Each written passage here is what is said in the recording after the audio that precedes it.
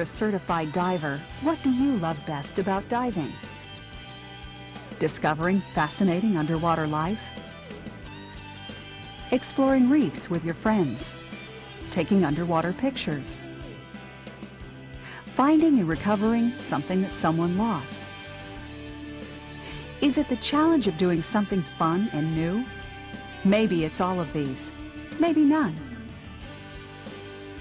Maybe you don't really know what it is you love best about diving. Yet.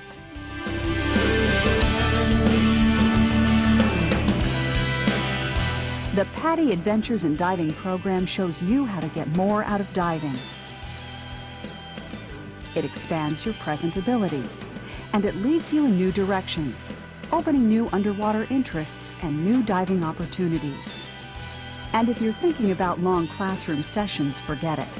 In this program, you learn about diving by diving.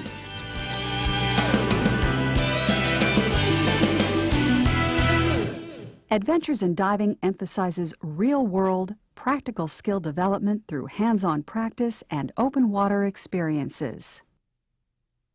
In most instances, you develop your knowledge through study on your own at your convenience and through pre-dive briefings with your instructor.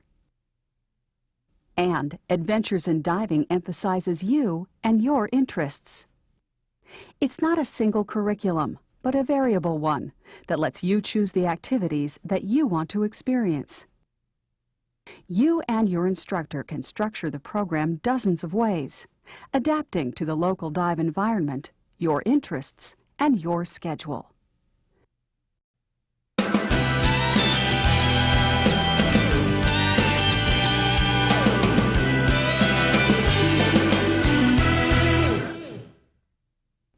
You can participate in just one adventure dive or two that interest you, or earn the PADI Adventure Diver Certification, or complete the PADI Advanced Open Water Diver Certification.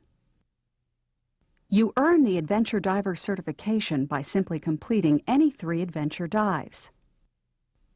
For the Advanced Open Water Diver Certification, you complete the underwater navigation and deep adventure dives and any 3 other adventure dives you and your instructor choose together.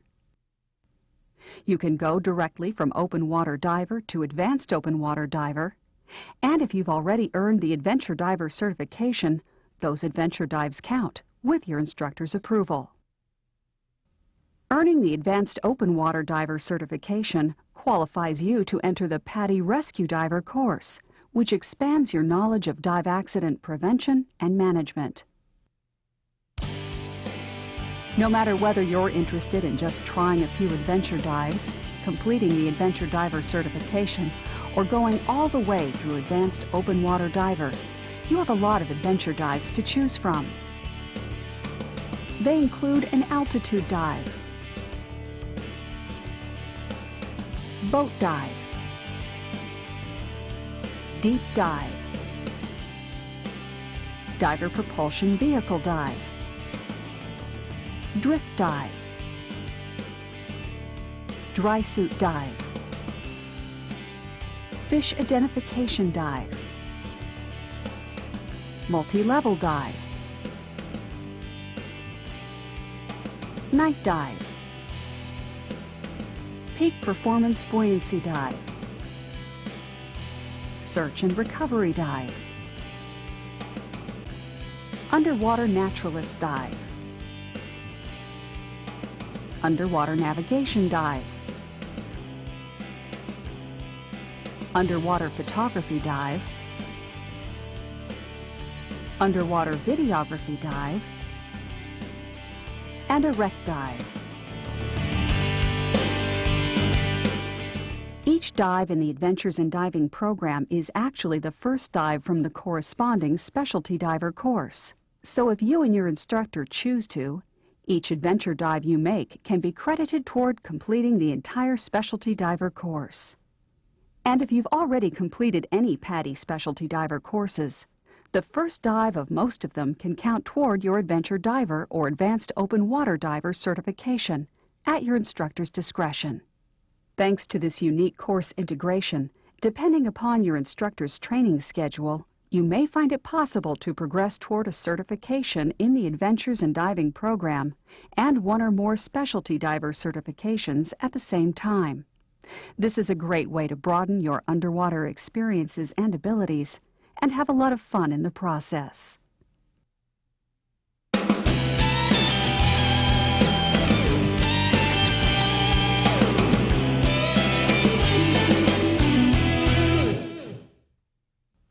Because Adventures in Diving emphasizes open water dives as much as possible, you'll prepare for those dives primarily through independent study, by interacting with your instructor, and through pre-dive briefings.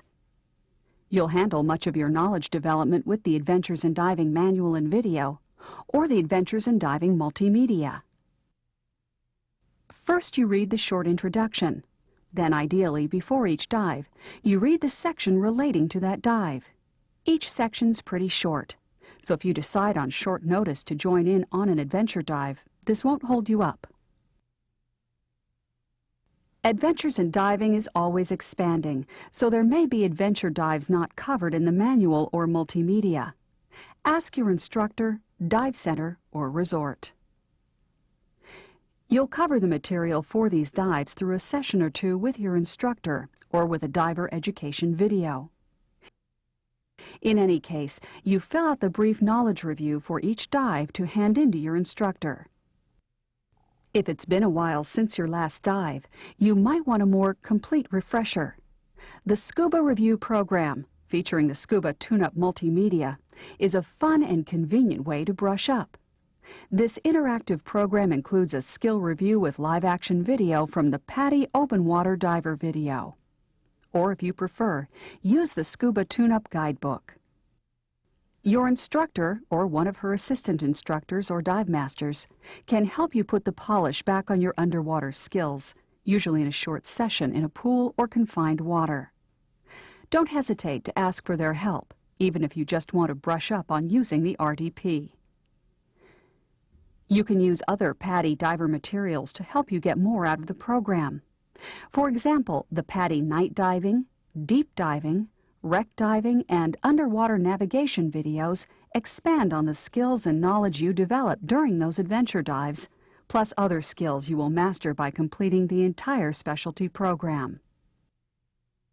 Each of these videos also has a corresponding manual, so that the manual, video, and Adventures in Diving all integrate with the particular specialty diver program.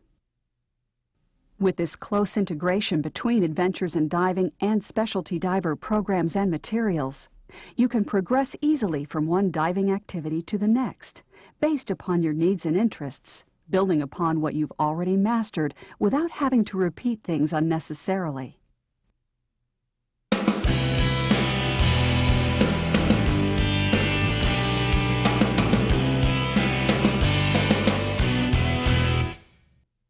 Now, let's take a look at adventure dives you can choose from. Your instructor will guide you as you pick the best dives that interest you and the best sequence. You can choose to develop the skills that relate to specific dive environments, broader dive skills that expand the dive environments you enjoy, and skills that relate to activities you can enjoy in virtually all environments. Sometimes your instructor might not be able to offer a particular adventure dive due to logistics. For instance, in some places, virtually all the diving is accessible from shore, so there's no need for a dive boat. The boat adventure dive might not be an option. Many dive centers offer adventure dives, both locally and as part of their travel programs, so you can choose from as many as possible, as well as to accommodate different schedules. But no matter where you are, you'll probably be able to make most of the adventure dives. Choose based on your needs, as well as on your interests. You can dive almost anywhere you find water, and that includes some of the world's most beautiful mountain lakes. But because lower atmospheric pressure at altitude affects dive table use, diving 300 meters, 1,000 feet above sea level, requires procedures you don't need diving in the ocean. The Altitude Adventure Dive introduces you to these, giving you access to diving opportunities at higher elevations. It doesn't take a lot of imagination to realize that boating and diving go hand in hand. But even if you're an experienced boater, if you've not had much experience diving from boats, there are a few things that make it more fun. The Boat Adventure Dive familiarizes you with diving from boats, whether a small runabout or a large cruiser. This dive especially benefits you if most or all of your dives to date have been shore dives.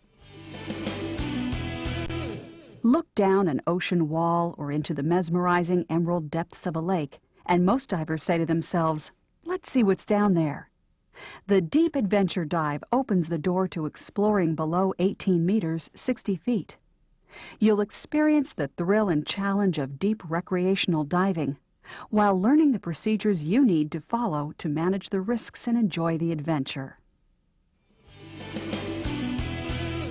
For the joy of three-dimensional aircraft handling, the thrill of motorcycling, and the convenience of underwater speed, you can't beat a Diver Propulsion Vehicle, or DPV for short.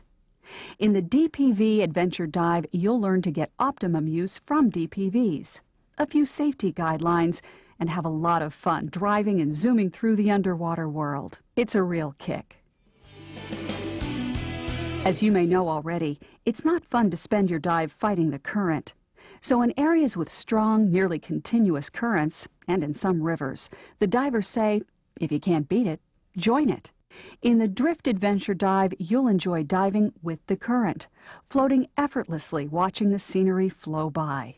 This dive shows you the techniques that keep you and your buddy together, and assures that when you surface, the dive boat's nearby to pick you up.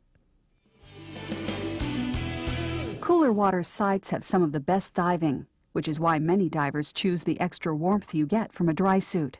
However, you don't dive in a dry suit like you do in other exposure suits, because dry suits are full of air. And that's where the Dry Suit Adventure Dive comes in. This dive teaches you the differences, so you can dive with more comfort further into cooler seasons and in cooler climates.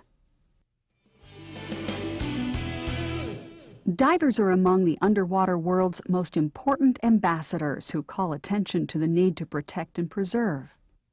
In the Aware Fish Identification Adventure Dive, you take the first step toward turning your dives into valuable data collecting missions for world science. You learn to identify fish, how to count them, and you're introduced to how you can participate in the ongoing global documentation of our underwater resources. As you learned in your open water diver course, with tables you base your time limit on the maximum depth of the dive. And until recently, that was all the time you had. But today, dive computers and the wheel version of the recreational dive planner extend your dive time when you ascend to shallower depths on a multi-level profile. The Multi-Level Adventure Dive introduces you to getting maximum benefit from dive computers. You learn why multi-level diving works and 8 rules for safe diving with a computer. You'll also learn to use the wheel if you don't know how already, which makes a great backup if your computer malfunctions on holiday. Diving after dark might sound a bit scary, but the truth is it's fascinating, fun, and fantastic. Your dive light reveals a new world of different creatures and post-sunset adventures when you night dive. It only takes the few techniques you learn during the Night Adventure Dive and a bit of experience to make night the most exciting part of a day's diving. The easiest way to tell an inexperienced diver from an accomplished diver is by watching their buoyancy control. Both have control, but the diver who's mastered buoyancy glides weightless over the reef, maintaining control effortlessly and unconsciously. The Peak Performance Buoyancy Adventure Dive brings your buoyancy control skills up to this level, so you spend more time enjoying the dive and less time adjusting your buoyancy. And Peak Performance Buoyancy makes it easier to stay out of contact with sensitive aquatic life, helps you control a sense effortlessly, and reduces your air consumption for longer dives. Many dive centers and instructors feature the Peak Performance Buoyancy along with Project Aware, Aquatic World Awareness, Responsibility, and Education programs. This is a great dive for improving your underwater skills and a good choice as one of the first adventure dives to make. Sooner or later, you or someone you know will lose something underwater. The Search and Recovery Adventure Dive introduces you to the skills of searching for and lifting to the surface small to medium-sized objects that can be recovered by recreational divers. It's more than a little satisfying to successfully find and retrieve something lost underwater. If you're like most divers, the unique life you find underwater is a primary reason you dive. The Underwater Naturalist Adventure Dive focuses on aquatic life, whether you're visiting a mountain lake, an inland river, or a coral reef. You'll learn about how to interact with nature underwater and the not-so-obvious differences between land and underwater ecosystems. And you'll sharpen your observation skills by seeking for and identifying different types of underwater organisms. Want to save air, time, and get the most out of every dive? That's why you complete the Underwater Navigation Adventure Dive. By learning how to track where you are, where you were, and where you're going, you dive efficiently and minimize stress. During this adventure dive, you'll learn to navigate using natural clues in the environment and how to use your dive compass to find your way even on a featureless bottom in low visibility. Every diver benefits from mastering basic underwater navigation, and this adventure dive gets you headed in the right direction, if you'll excuse the pun. The Underwater Photography Adventure Dive lets you exercise your creative side while diving. Whether you enjoy snap shooting or more serious photography, this dive introduces you to the principles and techniques for successful underwater picture taking. Underwater photography shares diving with non-divers and lets you bring back memories of your underwater adventures without taking something out of the environment. You can go through the underwater photography section in two ways: on the photo fast track if you're not familiar with underwater picture taking and if you're mainly interested in snapshots and good results. Or if you want to know more about picture taking principles and photo basics, you can cover that too in this adventure dive. The choice is yours. Similarly, if you enjoy making videos, the Underwater Videography Adventure Dive develops your underwater shooting skills. You'll learn how to select and use an underwater video system, how to care for it, and basic underwater shooting techniques. And if you don't own a camera and want to choose the underwater photography or videography dive, don't worry. Many PADI dive centers and resorts have cameras you can use. Of all the specialty activities available, most divers cite wreck diving as one of their top interests. And it's no wonder, because wrecks hold the mystery and excitement of exploration. They're artificial reefs that attract diverse underwater creatures. And wrecks bond us with our past, forming a tangible link to history. The Wreck Adventure Dive introduces you to basic wreck diving procedures, planning, and points of interest. Most dive locations have wrecks, not just shipwrecks, but cars, airplanes, trains, and other man-made objects, meaning you can usually choose this popular adventure dive virtually anywhere. And since adventures in diving is constantly expanding, there'll be more adventure dives to choose from as time goes by. You can participate in adventure dives even after you earn your Adventure Diver or Advanced Open Water Diver certification, so they're great introductions to new activities now or in the future.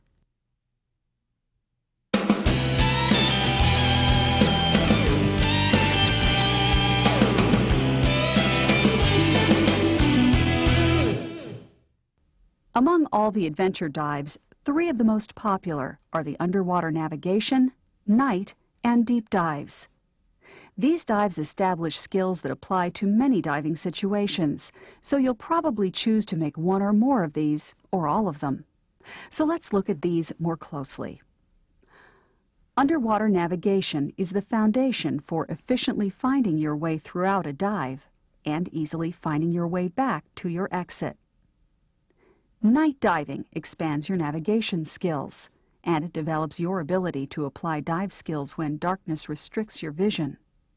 Deep diving extends your depth range, taking you to 18 meters, 60 feet, or deeper. This helps ready you for some of the spectacular deeper diving available in some areas. Let's look at the skills you'll practice during your dives, beginning with a look at some of the specialty equipment you'll be using. You're already familiar with basic compass use from your open water diver course, and you'll expand upon what you know during the underwater navigation and night dives. Your instructor or dive store can help you choose an appropriate compass. Generally, an underwater compass is liquid-filled, which makes it pressure-resistant and helps dampen needle movement so it's easy to read. The needle should turn freely, even if the compass isn't perfectly level. It should have an adjustable bezel with index marks and numerical degree markings, so you can set and record bearings.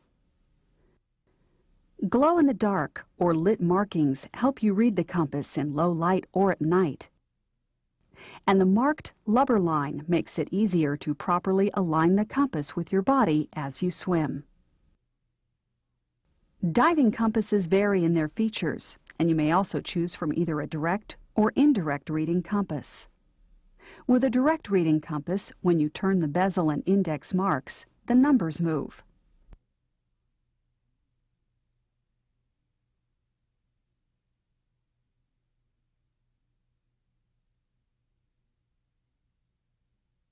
With an indirect reading compass, the numbers do not move when you turn the bezel and index marks. Either way, setting the compass for the same number gives you the same heading. A compass board helps increase your accuracy with a compass, and the nav finder lets you track your location, even after making several direction changes on an irregular course. Besides the navigation dive, you'll use your compass during the night adventure dive, along with some other night diving equipment. In addition to the compass, for night diving you'll also want to have complete instrumentation, including a depth gauge and timer or a computer. And it's a good idea to carry a whistle, so you can make yourself heard at the surface in the dark. A slate allows reliable communication with your buddy. A reference line from a boat or buoy makes night descents and ascents easier. And because it's easier to accidentally bump into things in the dark, even in warm water you may want to wear an exposure suit and gloves and booties to reduce the possibility of accidental cuts and scrapes. It's best to use equipment you're familiar and comfortable with when night diving. If you've got a new regulator, BCD, or some other new equipment, consider making a few day dives before diving with it at night. It practically goes without saying that for night diving, you need a dive light. In fact, you really want at least two, a primary and a backup, because even the best dive lights can fail, making it hard to find your buddy, read your gauges, or follow an ascent line. One or more backup lights minimizes the possibility of having to finish a night dive without a working light. There are a lot of dive lights to choose from. Look for these 6 features. First, look for a rugged outer case that stands up to a bit of abuse and salt water. Second, look for dependable switches, with a switch lock desirable to keep the light from turning on accidentally in your dive bag. Third, try to choose a light with as few O-ring sealed openings as possible to make maintenance easier. And fourth, be sure the light feels comfortable to you. Fifth, a wrist lanyard helps avoid loss. And sixth, be sure it has fresh batteries or freshly charged rechargeable batteries. Some divers prefer rechargeable batteries because they're cheaper to operate if you use the light a lot. Other divers prefer disposable battery lights because they don't cost as much initially. Remember that some of the brightest dive lights generate so much heat that they should only be turned on underwater. Turning them on above water may damage them. Follow the manufacturer's recommendations.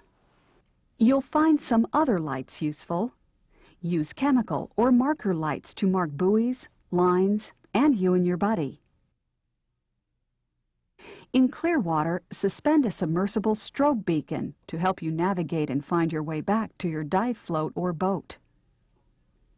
Be sure to rinse dive lights thoroughly with fresh water after diving, and to clean and lubricate the O-rings regularly. If you accidentally flood a dive light, drain the light as soon as possible. Throw away disposable batteries. Remove the O-rings and rinse the light inside and out with fresh water. Then drain the light and allow it to dry. Return the light to your dive store or the manufacturer for service before diving with it again. Since water absorbs color and light, you may want to take a dive light along on the deep adventure dive. Deep diving has other equipment considerations too. The scuba equipment you already use is probably fine for deep diving, but you want to ensure that it's in top shape. As you go deeper, the air you breathe becomes denser, so make sure your regulator's in top condition, has been maintained properly, and has been professionally serviced in the last year. Your submersible pressure gauge should be serviced and checked for accuracy, along with your regulator. As you remember from your open water diver course, the deeper you go, the faster you use your air. So on a deep dive, select an adequately large cylinder, which may be larger than what you may prefer on a shallower dive. Even with this much air, you want to keep a close eye on your submersible pressure gauge. Make sure your BCD and the low-pressure inflator are in good working condition, and as for all diving, that your alternate air source is clearly marked and secured in the triangle formed by your chin and the lower corners of your rib cage. It may be warm at shallow depths, but choose your exposure suit considering the temperature at depth. Deep dives may take you below a thermocline into significantly cooler water that requires more thermal protection. In some cases, you may want a self-contained ascent bottle or a pony bottle as an additional air source. And of course, you'll want a complete set of gauges or a dive computer. When deep diving with a computer, remember to stay within its no decompression limits and check your exposure with the RDP. You and your buddy should each have your own computer and end the dive based on the most conservative readings of either. If your computer fails, follow the manufacturer instructions.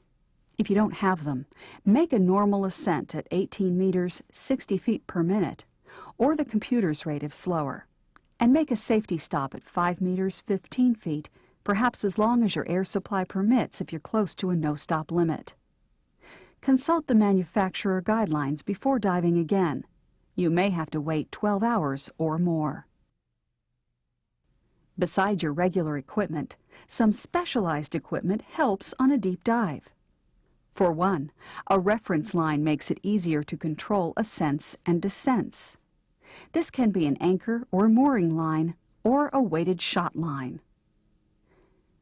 An extra tank and regulator at 5 meters 15 feet provides air for a safety stop or emergency decompression stop if you or your buddy accidentally exceed your planned limits. And since you're more buoyant at the end of the dive, it helps to weight yourself so you're neutrally buoyant with a nearly empty tank. Even so, some easily accessible extra weights at the safety stop may help if you're a bit lighter than you planned. If you're not diving from a boat, you can use a surface support station for your reference line, emergency tank, and extra weights. It's a good idea to have emergency oxygen and first aid available for any diving activity, but they can be especially important for rendering aid when deep diving and in remote areas. Oxygen, as you recall from your open water diver course, is used for first aid for suspected decompression illness. Now, let's look at the navigation techniques you'll be using on your adventure dives. Proficient navigation reduces stress and unnecessary surface swims, makes dive planning more effective, helps you and your buddy stay together, and reduces your air consumption. What you learn can even help you navigate on land when hiking or camping. Since underwater navigation plays an important role on most dives, you might choose to make the Underwater Navigation Adventure Dive as one of your first dives. To navigate effectively underwater, you need to know two things in relation to your entry point and planned exit point, your travel direction, and how far you've traveled. You can estimate distances with kick cycles, elapsed time, tank pressure, arm spans, and measured line or tape.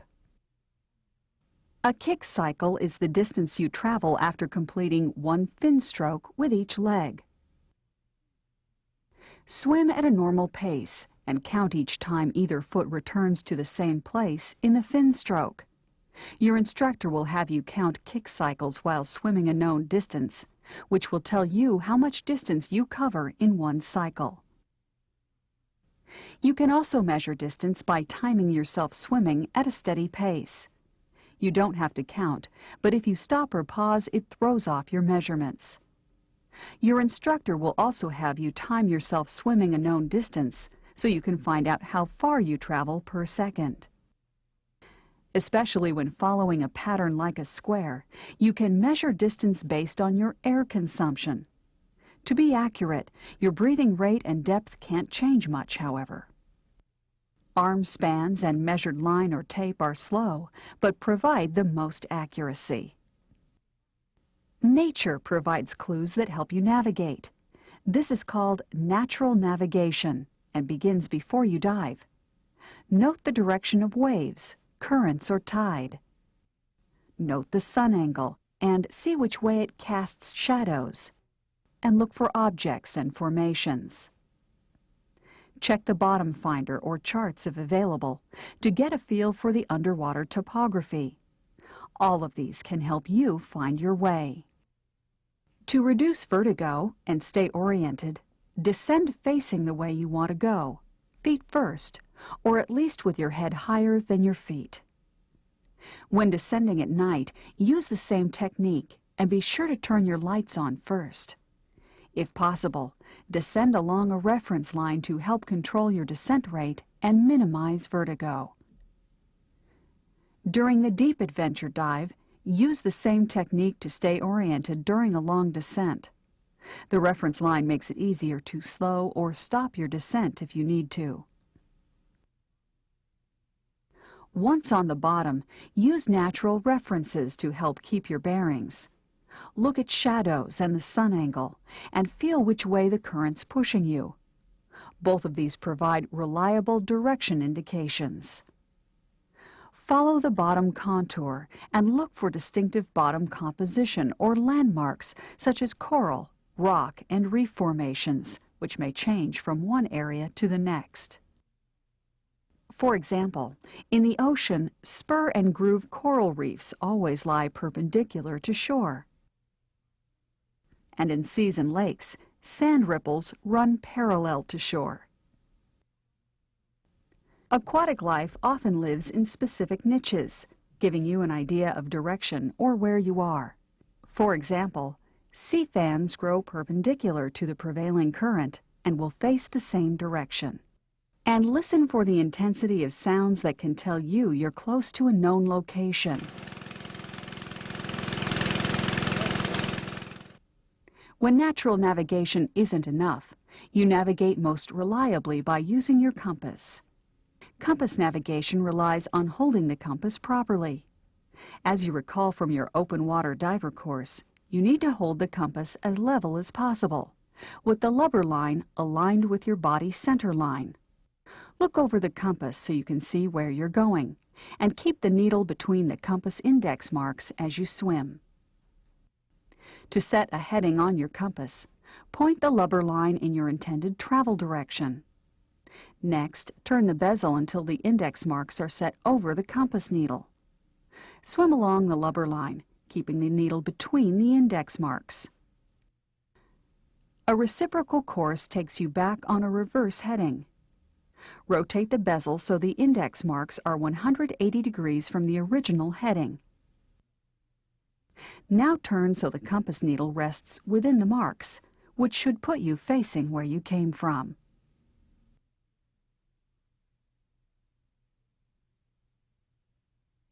You can use your compass and distance estimation to follow a square, rectangle, or triangle pattern. For a square or rectangle, swim the desired distance along one side, then turn the bezel 90 degrees for the next side. Turn 90 degrees the same direction for 3 turns until you return to your start point. Do the same to navigate a triangle, but turn the bezel 120 degrees for 2 turns. You'll use squares and triangles most often for general navigation, but triangles come in handy navigating small areas. A few hints make compass navigation more effective. First, trust your compass, even if you feel like it's pointing the wrong way. Use natural navigation along with your compass, and practice compass use on land periodically. Allow for the effects of currents or waves, and be prepared to navigate around obstacles you can't swim over. If you're navigating in mid-water, it's easiest if one buddy navigates and the other monitors depth.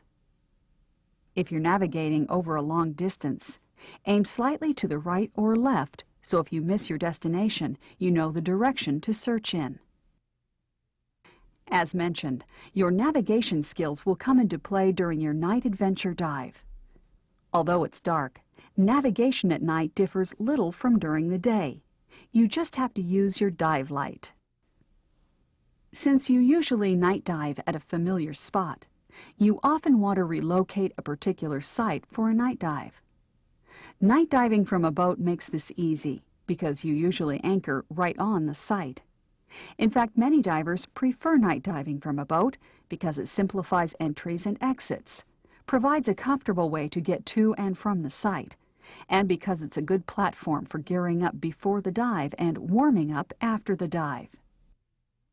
But if you're night diving from shore, you may have to swim to the dive site on the surface. Use your compass to follow the heading to the spot, and use your dive light to look at the bottom, surface objects that provide a bearing, and to watch for surface hazards such as boats or surf. Lights from buildings, stationary moored boats, or from other non-moving sources can help too. Look back for navigation clues to where you came before descending to guide you back to the exit. Look for distinct lights and their relation to each other and your exit point. Underwater, use natural navigation and compass navigation just as you would during the day, but don't try to go as far. It's much easier to explore a short distance from a known point, return, and then explore in a new direction. After the dive, exiting is usually just a matter of swimming back to shore, though you should use your light to watch for hazards on the surface, just like on the way out. You may find leaving some distinct, flashing lights ashore makes finding your exit point easier. Be sure, however, that your lights won't be confused with local navigation signals.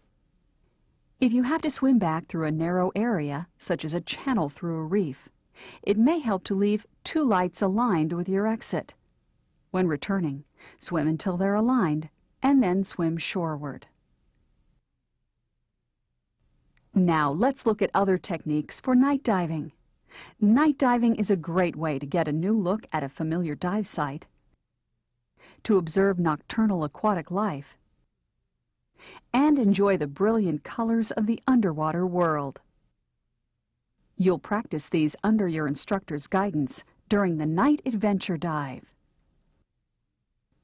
To reduce stress and to simplify navigation, it's best to plan night dives at a site you know well.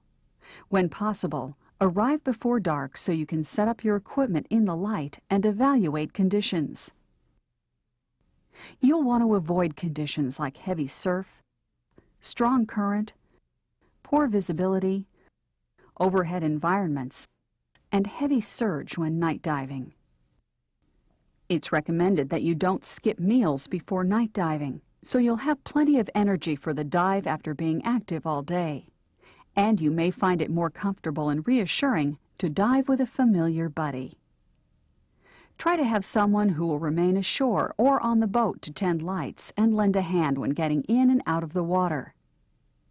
When you're ready to dive, go through your pre-dive safety check and make sure that your primary and backup lights work. Next, use your light to make sure the entry area is clear. Enter the water with your light on so that if you accidentally lose it, you can find it easily.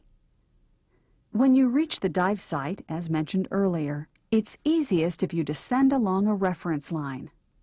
Descend slowly and check your gauges frequently. Once on the bottom, stay close to your buddy as you explore. Maintain neutral buoyancy and avoid damaging any sensitive aquatic life. Make a habit of looking with your light before touching anything. Be careful not to shine your light in your buddy's eyes. Use your light to illuminate your own hand signals away from your buddy's eyes. How you wear your light affects how you see, and you need to be aware of buddy courtesy. Mounting lights on your mask, your hood, or a helmet frees your hands, for example, but it's harder to avoid shining them in your buddy's eyes when you look at him. You can also use your light to signal your buddy. This means, okay. And waving your light back and forth means emergency, help, or attention. At the surface, this means okay. At the end of the dive, return to the reference line to make your ascent easier. Ascend the line no faster than 18 meters, 60 feet per minute, or as required by your computer. Make a safety stop and look up with your light as you near the surface so you don't bump into anything overhead. If you have to ascend away from the reference line, use your depth gauge or computer to track your ascent rate. During your safety stop, look and listen for boats before ascending to the surface. Deep diving techniques you practice under your instructor's supervision during the deep adventure dive. Apply what you've already learned to the deep water environment. In recreational dive training, a deep dive is considered any dive below 18 meters, 60 feet, but no deeper than 40 meters, 130 feet. Although 40 meters, 130 feet is the maximum, you'll probably find that an optimal depth limit of 30 meters, 100 feet provides more dive time, more light, and fewer problems from nitrogen narcosis or the risk of decompression sickness. So for the deep adventure dive, you and your instructor will plan the dive for 18 meters, 60 feet, to 30 meters, 100 feet. And you need to personalize your depth limit based on your experience, your buddy's experience, environmental conditions, any previous dives and the surface interval, and your distance from emergency help if it were needed. Any of these may call for an even shallower maximum depth. As you've already learned, it's easiest to make deep descents and ascents along a line or following a sloping bottom or wall. This helps you control your rate so you can equalize when descending and not exceed 18 meters, 60 feet per minute during ascents. But in good conditions, you may find it reasonable to descend and ascend without a reference. Keep your feet below your head to avoid vertigo, and face your buddy so you stay together. Use your depth gauge and timer or your dive computer's ascent rate indicator to keep ascents within a safe rate, and adjust your BCD frequently to keep your buoyancy under control. You can make a safety stop at 5 meters 15 feet by watching your gauges and monitoring your buoyancy. During the stop, look and listen for boats before surfacing. When you reach the bottom, stay close to your buddy, preferably within touching distance. In poor visibility, you may want to use a short buddy line to maintain contact, just as you might on a shallower dive in poor visibility. Adjust your BCD so you're neutrally buoyant when you reach the bottom. Avoid stirring up silt or kicking any sensitive aquatic life with your fins. If you need to make bottom contact, find a spot away from the reference line and free of sensitive aquatic life. As you begin to explore, relax and breathe slowly and deeply. It's harder for your regulator to deliver air as you go deeper, so swim slowly and avoid overexertion. This avoids overbreathing your regulator and demanding more than it can deliver, and it helps you conserve air. You use air faster on a deep dive, so check your air more often than you do on shallower dives. Plan your dive with ample reserve to return to the ascent point and make a safety stop. Use the air consumption calculation table in the Adventures in Diving manual or multimedia to help you plan your air use. You may make your deep dive along a wall, a sheer drop-off into very deep water. When diving along walls, watch your depth closely, since it's easy to descend without knowing it. You may find it easiest to stay about 3 meters, 10 feet above your planned maximum depth, giving you some room in case you accidentally descend a bit. Stay close to the wall. This provides a reference that helps you stay oriented. But remember that many walls teem with sensitive organisms, so be cautious not to bump into or damage them. It's wise to make a safety stop after any dive, but it's especially recommended when deep diving. In some cases, the recreational dive planner requires a safety stop. Make the safety stop ideally with your chest at the 5-meter, 15-foot point. And it's a good idea to review your dive plan to make sure you haven't accidentally exceeded your no decompression limit. If you have, you can simply extend the safety stop to cover the emergency decompression requirements. Note that planned stage decompression, such as in commercial and technical diving, is significantly more complex and has more potential hazard. Planned decompression is beyond the scope of this course. It's easiest to make the safety stop on a reference line, but as mentioned earlier, you can make a stop without one by closely watching your depth gauge and controlling your buoyancy. If you follow proper dive procedures and make safety stops, it's highly unlikely you will find yourself in a situation in which you've accidentally surfaced without making a required emergency decompression stop. If it were to happen, however, do not make any more dives. Alert your buddies and monitor yourself for signs of decompression illness. If any possible symptoms develop, breathe 100% oxygen and seek medical assistance immediately. Proper dive planning, following appropriate procedures, and staying within accepted limits makes serious problems quite unlikely while diving. Nonetheless, it's worth noting a few potential problems and what to do if they occur. Some people find the first night and deep dive somewhat stressful, at least partly because they're new experiences. This isn't necessarily a problem, provided you manage stress appropriately. Your underwater navigation skills do a lot to reduce stress, because you'll feel more confident knowing where you are and which way to go if you want to return to the boat or shore. Much of what you learn during the adventure dives prevents stress by removing its sources. For example, in the night adventure dive, you learn that it's recommended that you night dive at familiar sites with familiar equipment. Doing so reduces stress because you're not dealing with a new site or equipment in the dark. And making adventure dives with an instructor you trust reduces stress because you know you have an experienced professional at hand to guide you, to help you avoid problems, and to teach you how to handle common problems if they do occur. If a problem occurs, don't react blindly or instinctively.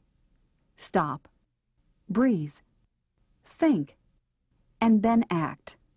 Most problems have simple solutions if you're properly equipped, if you've properly planned the dive, and if you stay within the limits of your training and experience. For example, if your light fails while night diving, simply switch to your backup and end the dive. No big deal. Respond quickly and appropriately to a small problem, and it won't become a big one. Suppose your backup doesn't work. Borrow your buddy's backup light and end the dive. If you become separated from your buddy at night, look for the glow of his light. If you don't see it, cover your light and look. If you still don't see it, look for no more than 1 minute, Then make a proper ascent and regroup on the surface. Or if conditions are such that ascending where you are isn't ideal, such as if there's a strong current, be sure to agree on another way to regroup when planning your dive. If you lose track of where you are, consult your compass and natural references. If you're still disoriented, surface carefully and check your position. If you become disoriented during an ascent or descent, hang on to the reference line for a moment. That usually reestablishes your sense of direction. If you're away from the line, hold on to your buddy or even yourself and check your depth gauge. If you stay disoriented, it's usually best to ascend at a safe rate and end the dive. As you learned in your open water diver course, nitrogen narcosis is a potential problem during deep dives. Most divers begin to find narcosis noticeable between 24 meters 80 feet and 30 meters 100 feet. Narcosis isn't dangerous itself, but can cause a diver to react improperly or disregard safety procedures. Symptoms include inflexible thinking, poor judgment, a false sense of security, no concern for safety, euphoria, anxiety, or sleepiness. Look for inappropriate behavior, a short attention span, impaired attention to safety or stuporous behavior. Nitrogen narcosis is more likely if a diver overexerts underwater, if a diver doesn't have much deep diving experience, if a diver uses alcohol or other drugs that produce drowsiness before the dive, if a diver is anxious, or if a diver is fatigued. If you experience narcosis symptoms or see signs of it in your body, ascend to a shallower depth until symptoms subside or end the dive. You can generally avoid significant narcosis symptoms by staying in shallower water, generally above 30 meters 100 feet. During your PADI open water diver course, you learned that holding your breath during ascent can lead to lung overexpansion injuries, and that exceeding dive table limits can cause decompression sickness. Together, both of these conditions are referred to as decompression illness. By breathing continuously and never holding your breath. By staying well within no decompression limits. By ascending no faster than 18 meters 60 feet per minute. And by always making a safety stop, the chances of experiencing decompression illness are remote. Nonetheless, since there's always some chance of decompression illness, even when you do everything correctly, it's wise to be familiar with decompression illness symptoms and first aid. And it's possible for a diver to make an error leading to decompression illness, which is in fact the most common reason recreational divers experience it. To minimize the probability of decompression illness, use the recreational dive planner accurately and stay well within its limits, or well within the limits of any other table or computer you use. And remember to ascend slowly, 18 meters 60 feet per minute or slower, or even slower if required by your computer. Keep a close watch on your air supply. Divers have experienced decompression illness after running out of air and ascending while holding their breath. As a certified diver, you're aware that you should never hold your breath scuba diving, but making sure you don't run out of air lessens the chance of disregarding your training in an emergency. There are 10 factors thought to predispose you to decompression illness. The more that apply to you, the more conservatively you should dive. Age is a factor, because as you get older, your circulatory system becomes less efficient, affecting nitrogen elimination. Fat is thought to hold more nitrogen than other tissues, so individuals with high fat-to-body weight ratios may retain more nitrogen. Heavy exertion increases your heart rate and circulation, affecting nitrogen absorption and release. And injuries or illness may also alter how your body handles excess nitrogen. Dehydration reduces the quantity of blood available to carry away dissolved nitrogen. And alcohol contributes to dehydration and also affects blood flow. Diving in cold water may cause restricted circulation, and a hot shower or bath immediately after a dive may also alter normal blood flow. Improper breathing, such as holding your breath, may affect nitrogen release and raise the risk of lung overexpansion injuries. Finally, flying after diving or diving at altitude affect dive table calculations, which are based on surfacing at sea level. Always follow current recommendations for flying after diving, and follow altitude diving procedures when diving 300 meters, 1,000 feet above sea level. And clearly, staying fit and in good health reduces the chances of decompression sickness. Because bubbles can form or end up in different parts of the body, the symptoms and signs of decompression illness can vary.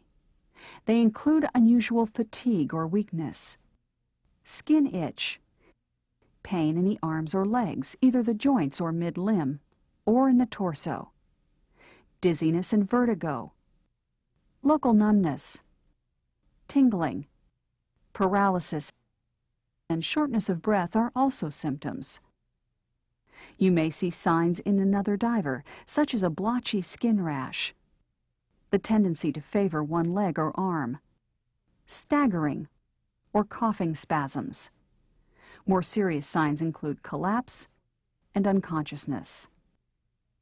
There are two important steps for handling suspected decompression illness, whether the cause is lung overexpansion injury or decompression sickness.